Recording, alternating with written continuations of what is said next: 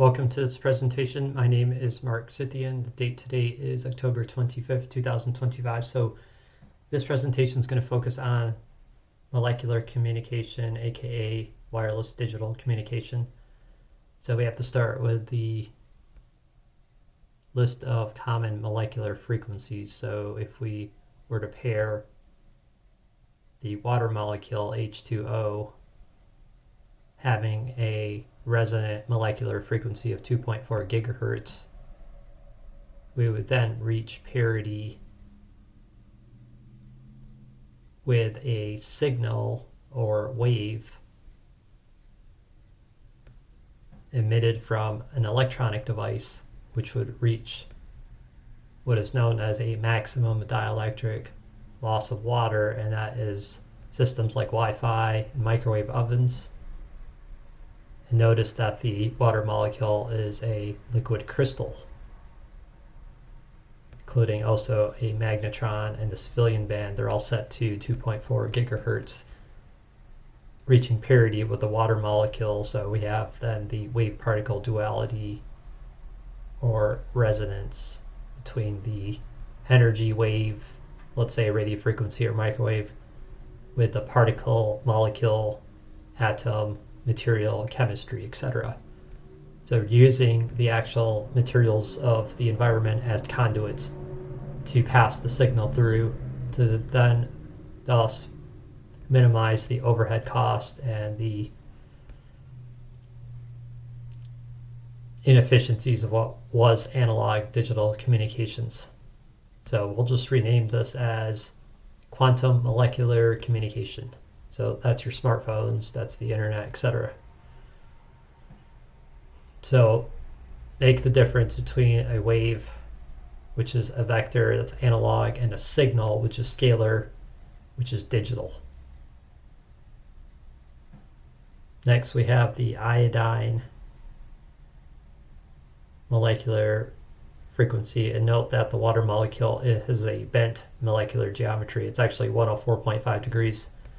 Next is the iodine diatomic molecule. So if you're going to extract iodine for practical use, it's always I2, two iodine atoms, and they're paired as a linear molecule. So their linear molecular geometry is I2. So its resonant frequency is 6 gigahertz. So again, if we were to build a radiometric oscillator or some sort of an analog to digital device,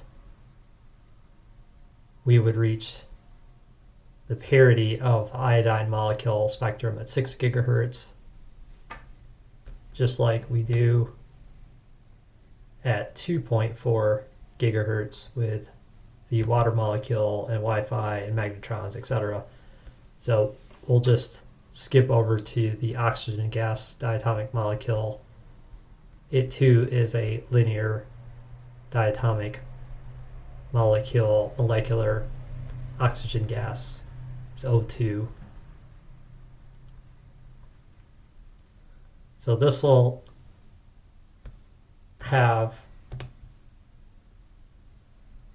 oxygen gas will have a resonant frequency of 60 gigahertz, which is also known as our 5G, and 6 gigahertz RF frequency then converted into its digital spread spectrum signal from a wave, goes from vector to scalar. So again, we have 60 gigahertz RF or microwave, or something with a very large nanometer wavelength measurement, so it ends up becoming millimeter wave. So think about it, you have a very long wavelength times the frequency equals the velocity of the wave. So since it's an electromagnetic wave, it's going to have a constant speed of the speed of light, unlike a mechanical wave, which can vary through different materials, like sound is a mechanical wave. So electromagnetic wave is going to be at a constant speed of the speed of light, so c, 3 times 10 to the 8 power meters per second, and then you equal that to the wavelength times the frequency. So if you know the frequency and it is an electromagnetic wave, then you can simply solve for the wavelength by dividing the speed of light into the frequency.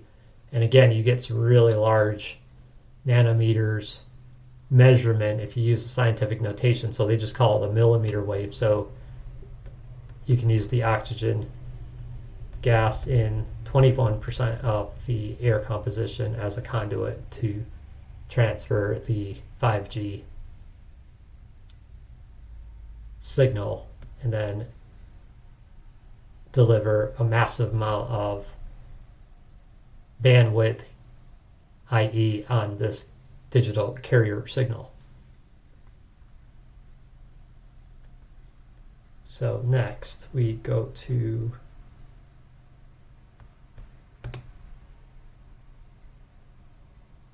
another common example, another example that most are familiar with, and that is the opera singer. Let's go down here a little bit more. So here's an opera singer, and she's doing her opera resonant singing.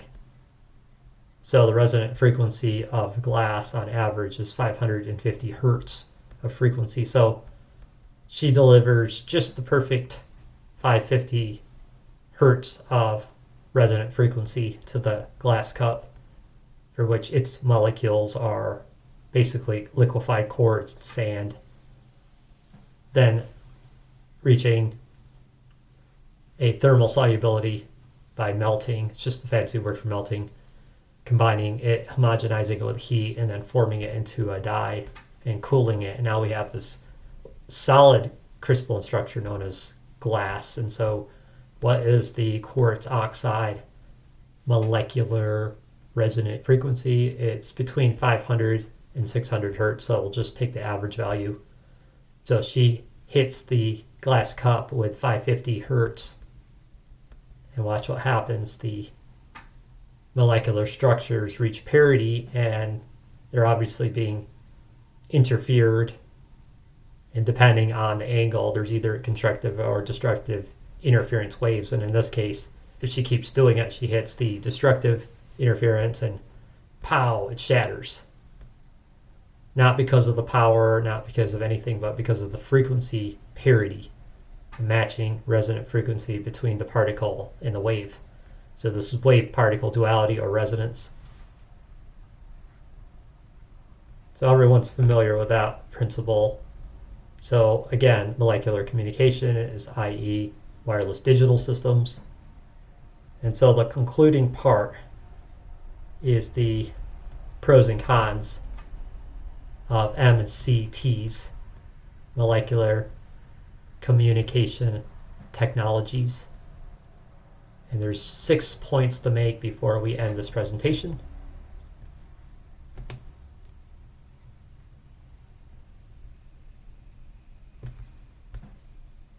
So point number 1, MCTs are also known as wireless digital communication or quantum molecular communication, etc. So the first pro uses common elements and molecules in nature as wireless conduits.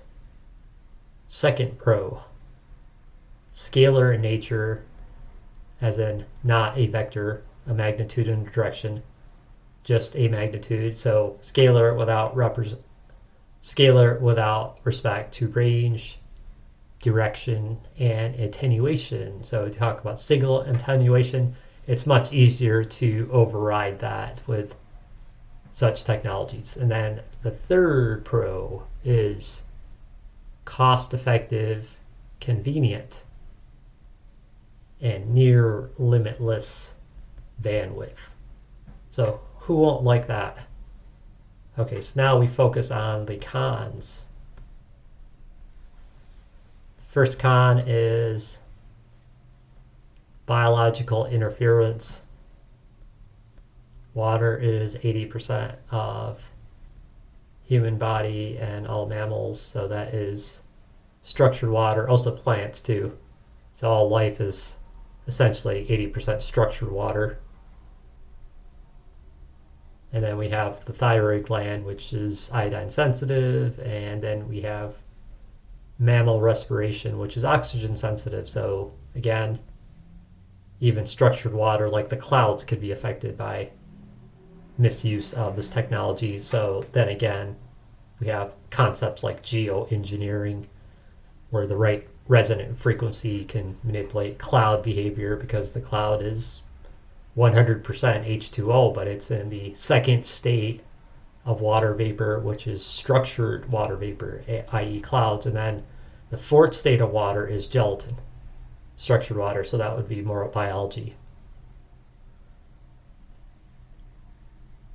Again, I didn't put the con in there, but I made it red just to save a little bit of time and space. So second con is easy to non-locally steal data and spy on devices wirelessly, because think about it, you're either in atmosphere, air, 21%. You wouldn't have to set up another antenna. As long as you're in the atmosphere, the oxygen is communicating the signal back and forth around the device.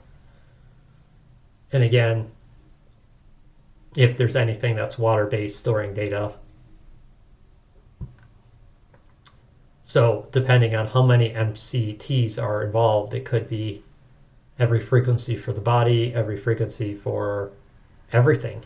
So then it would be easy to non-locally steal data and spy on devices, but it's also easy to shield and isolate your device in such a way that even there's electronic shielding, and then it becomes really hard to steal it. So it is a double-edged sword, easy to steal, but easy to lock and prevent from being stolen from.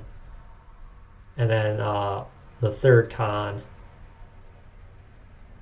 can easily be weaponized to incapacitate mammal